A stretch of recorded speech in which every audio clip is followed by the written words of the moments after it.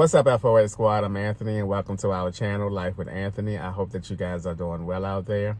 So, guys, last night, my operator came up to me, and he said that the supervisor wanted to see he and I in the office. Now, of course, I immediately started thinking, okay, what's going on now? So we get into the office, and they close the door, and my supervisor hands me this piece of paper right here. As I start reading the paper and noticing what the paper was about, the supervisor started talking and saying that, okay, this is and he handed the operator one as well, a piece of paper as well. So he said, this is a coaching. And let me tell you guys about a coaching. About a year ago, we had a before you leave work type of impromptu meeting in front of the office. And the main premise about that meeting was that they were implementing a new level of discipline into the hierarchy of disciplines. And this is going to be the first of the disciplines, as opposed of a warning being the first step of discipline. So we now have a coaching level. So I guess it is to give people more of an opportunity to keep their jobs or whatever. I don't know. And so he said that this is a coaching. And he said, in the past month, you have made 3 mistakes, 2 of which I put the wrong job on the press. Now, that one of those were the day before yesterday. And then I remember I did that as well about a week and a half ago or so. And then the third mistake that I made, which I didn't quite remember, and I was standing up there trying to recollect that time, was that I supposedly put a bad roll in the press, which caused the paper to break, and, you know, we lost some time. Now, the whole main issue of these mistakes is productivity. They're saying that because I made these mistakes, they lost time on the press. Now, let me tell you something about productivity and time on the press, because if that was the case, then, okay, I won't go there, because that would make me start rambling. So I'm looking at the paper and I'm reading, and I agree with the paper. You know, I made those mistakes, even though I didn't quite remember the roll one, but I made those mistakes. Now, these are things that the operator writes on his time sheet. They write everything down. They're antiquated here. They don't put things in a computer system. They have a daily log sheet that they write, you know, what job they go on, how many they run, the starting, the start and end count on the job, yada, yada, yada. They just antiquated with that system. So they write on their daily time sheet, and they turn it in at the end of every shift. So the operator is writing all these things down on his time sheet that, you know, okay, we lost some time because Anthony put the wrong set of plates on the press or whatever. So I agreed with it. So I wasn't upset because, you know, normally my little meetings in the office don't turn out too well. I come out all upset and ready to quit and yada, yada, yada. But that was not the case last night, because I did make those mistakes, and I acknowledged that I made those mistakes. So we got the operator was saying his little spiel and this, that, and the other. Okay, a note on the operator: not to be trusted. He is not to be trusted. He still is bitter because he has to work with me, and my supervisor took the guy that he worked with for over 10 years away and put him on another press. I told you guys that story before. And he still, I guess, I thought he had settled in with the idea of working with me, because we have now been working together for several months now, and probably like 8 months now or something like that. It's been a minute. But, you know, you don't have to write. Let me tell you something. As an operator, you don't have to write every little thing on your time sheet. That's up to your discretion, you know. He didn't have to write on a time sheet because we weren't even down, but like, and I'll tell you about the downtime, because after we finished talking as a group, the 3 of us, the operator left, and I was still there, about to sign my paper. And he said, shut the door. So I shut the door, and he said, okay, it's just you and me in here now. Whatever we talk about stays between you and me. He said, is there anything you want to say? And I said, look, what's on the paper is right, you know. So I'm not upset about it. I can't be upset about mistakes that I have made and everything. So get this. He gets to talking to me, right? And he's saying that the way to, I guess, work better with this guy is to win him over. Win him over. You know what I told him? I said, I'm not that guy. I am not that guy. I said, if my work does not speak for me and shows what I can and cannot do here, then you guys can let me go. If I no longer fit the criteria of working here, you can let me go. But I'll be damned if I'm going to try to win somebody over or kiss somebody's ass. You know, I'm not. Are you nuts? You know, I didn't say, are you nuts, or kiss somebody's ass to him. But I said to him, I'm not that guy. I'm not that guy. If my work does not speak for itself, then you guys can let me go. I said that to him. And then he said, he backtracked and reworded it. And then he gave me an example of how to win him over.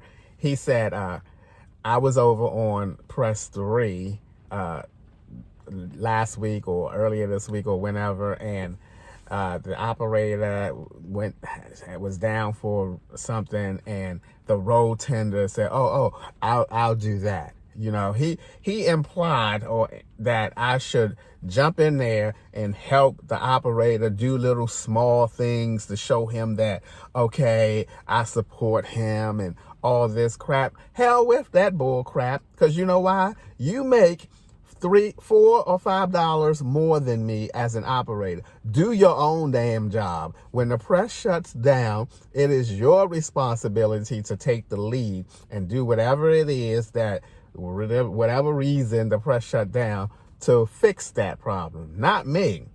The most I should be responsible for in my head is to assist you in fixing that problem.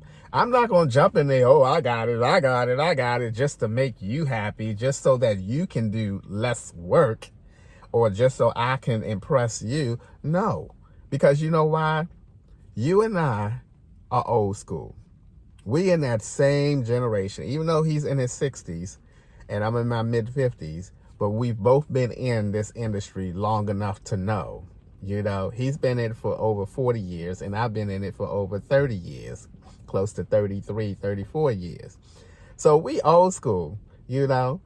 Those young bucks that started working there 8, 9 years ago, you guys trained them to your system. You trained them. I didn't come up in this system, in this company. I came up in a different system. I'm learning your system here. You know, I'm learning your mindset. So I'm not going to come up in there and do things for the operator, for someone that's making more money than me, and to allow them to sit back and relax because they older and been in the business for years and all that crap. No, you still getting a paycheck every other week like I am. So you still have operating duties and responsibilities that you need to do to earn that paycheck. You being in the industry for 40 years does not give you the right to try to make everybody else do your work for you while you sit back, you know? No. It's bad enough that when we do have a web break and the paper breaks out of the press, that he doesn't help me and the stacker operator to put that back together. He goes and sit up front and wait until we finish doing it, which I'm okay with that part. because it's easy to do, you know, and he and I can do it. The stack operator and me can do it. But you getting a paycheck, my man, and as long as you're getting a paycheck as I am, you have responsibilities, you know. So then he also told me this. He said, now, what I'm about to say stays between you and me. And I thought to myself, okay, we already covered that, you know. So he said, I went back. He said, they wanted to give you a warning instead of a coaching level.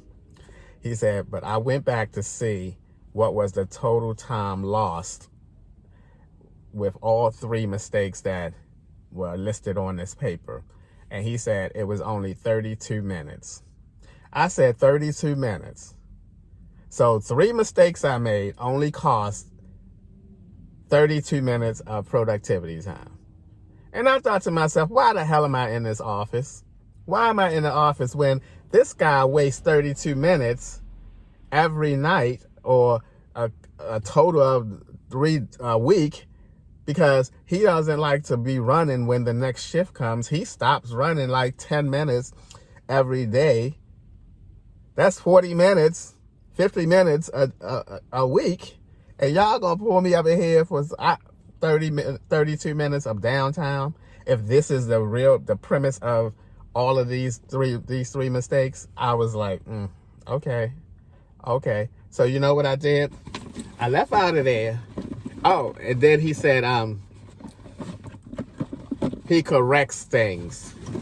He said that, you know, his shift has changed and he don't have time to edit the timesheets, because he said that he goes through the timesheets, and if it's something he feel that is petty, or, you know, something that shouldn't be on there, he goes and he white it out. He pointed to white out and said, I use a lot of this white out, this, that, and the other. But because the dayside supervisor is on, okay, let's forget about that, because that would have me rambling on like forever and ever. But anywho, so I have a book. This is the book that I use when I was in training and I was writing down some notes and everything. I'm writing down everything now. I am writing down everything, you know. I make mistakes. You know. I'm human. I don't care if I've been doing that job 50 years. There's going to be times where I'm going to make a mistake, you know. I'm going to make a mistake. You know, my mind and my motor skills are not as sharp as they were when I started 30-something years ago, when I was 23 years old. You know, I'm much slower now. My thought process is much slower now. You know, things just happens over time, you know, and I don't expect myself to never, ever, ever, the duration of working, to not make a mistake, you know. And so that's the thing that I say to myself is, I'm human.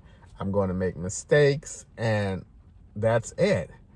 But the thing that I really came out of that whole meeting was this. I am so glad that I am in the position that I'm in right now. I'm so glad that I live in my car right now. I don't have those traditional expenses. I'm so glad that I could have left out of that office last night, packed up my toolbox, and walked right out the door, and would have been okay, you know. And it had me rethinking my decision to move back into an apartment. It had me thinking like, okay, do I want to give up a portion of that freedom that I felt when I left out of that office last night, that, okay, I don't have to be here, you know? And I don't know, you know. All I know is this. When I reach my financial goal, something is going to change. Something is going to change. You hear me? Something is going to change, you know. It had me second guessing once again, do I want to go in an apartment and give up that freedom and gain more obligations like paying rent and cable and all those other things that goes along with living in a apartment and all that kind of stuff. And it's when things like this happens that I start to overthink and rethink everything that I thought I had settled in my head that I was going to do, the direction that I was going to take, you know. But as long as, and you know, that's typical me though. That's typical me. You guys know that every little time an incident on that job happens, I come on here and rant and rave and say I'm leaving this, doing that, and I'm doing that, and all that kind of stuff. Well, last night was no different, with the exception of, you know, everything on that paper was true. I still came out of there thinking that same old thing when I really had no reason to be thinking like that, because the disciplinary paper are things that I did wrong. So I should have walked out of there and said, okay, no big deal. I'll just, you know, pay more attention. And that's something that the supervisor was telling me as well in there. He was like, Anthony, you just need to pay more attention. You know, make sure you're putting the right job on the press. Always know what job is on the press, and nothing else will happen. You know, just pay attention. And he's right. You know, he's right. I need to pay more attention. I'm not going to say I wasn't paying attention. I don't know, you know, where my mindset was at the time those mistakes happened. But, you know, he's right. You know, I need to pay more attention, you know. But but anyway, guys, that's what happened to me last night. I was written up. I had coaching level. One more thing about that coaching level, though. If they would have called me in there and told me that that was a warning instead of a coaching level, oh no, we would have had some serious words, because you can't skip a level. If you waited until I got to a warning level, then, you know, when I made the first 2 mistakes, you should have called me in here and made it aware to me that I have a coaching level. You can't implement a level and then skip the level when the situation comes. I tell you, these people are driving me nuts. I have a lot of good weeks in a row, and then something like this happens, and then I go all crazy up in the head, and I'm leaving all this kind of crap. Why can't they just leave me alone and let me do my next few years easy? That's all I want. Just leave me alone and let me do my next few years of working easy. That's it. That's why I said that if I can start working at least 2 years before, because I'm definitely start working or officially retiring at 62. If I can start working at 60 instead, and that also made me, here I go rambling again, Anthony. Oh, Lord have mercy. That's why right now, a part-time job sounds really good to me. It does. A part-time job working 3 days a week, at most 3 or 4 days, you know, no overtime. It sounds really, really good to me right now. So like I said, I'm going to wrap this video up. When I reach my financial goal, ain't no telling what decisions I might make. But as always, thank you guys for taking a few minutes out of your day to watch my videos. I appreciate you guys. You know that. And I will see you guys the next time. This job is going to definitely not be the death of me. I'm going to be up out of there.